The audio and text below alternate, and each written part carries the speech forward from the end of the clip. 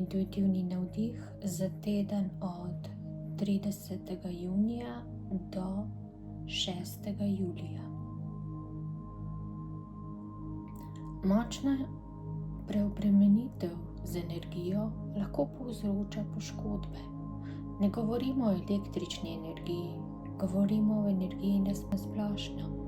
Lahko je tu preveč neke kozmične energije, preveč meditacije, oziroma lahko je to preveč slabe energije.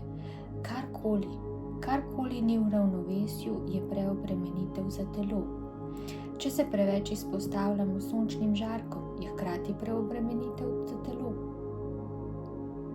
Če se preveč izpostavljamo temi, je hkrati enako preobremenitev za telo.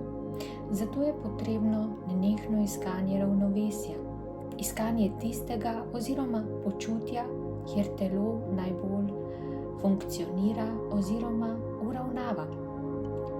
Telo vsekakor poskuša te zadeve uravnavati, vendar včasih je nečesa preveč in takrat se preveč skoncentrira na to in preveč deluje v to smer, da zanemarja druge stvari in zato pride do porušitve ravnovesja.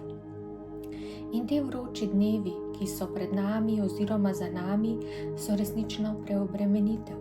Zato poskušajte ostajati mirni, poskušajte ostajati nekako ne preveč aktivni v tej močni sončni oziroma vročinski energiji, oziroma se poskušajte nekako regulirati telesno temperaturo z hlajenjem oziroma z vodo, oziroma preprosto ostanite v nekih prijetnih prostorih, kajti vaše telo, posebej telo tukaj v naši okolici, v naših krajih, v Sloveniji, ni narejeno za take močne izpostavitve sončni energiji.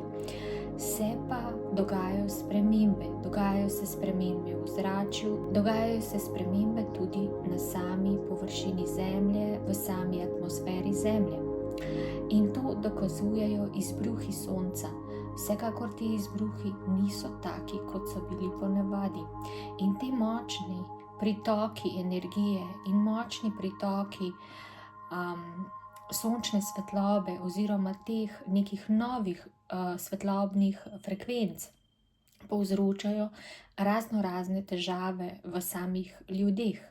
To je od bolečin v kosteh, od zaspanosti, od vrtoglavic, od raznih simptomov, ki so v bistvu tako nenavadni.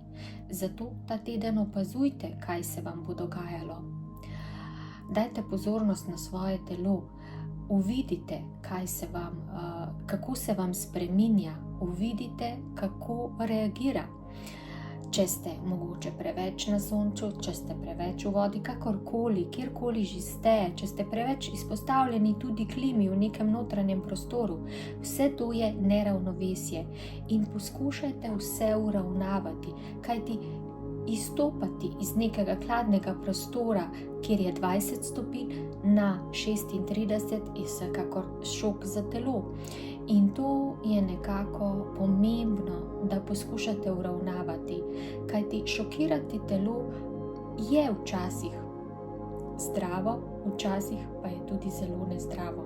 Najbolj zdravo je takrat, ko telo resnično potrebuje neko prebuditev, takrat, ko je zastoj srca, takrat, ko se nekaj resnično narobe dogaja in takrat je potrebno telo šokirati.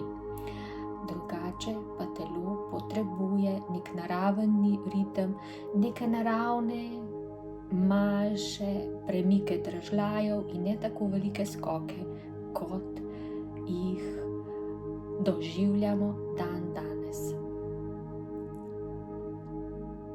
Hvala, vaši vodniki.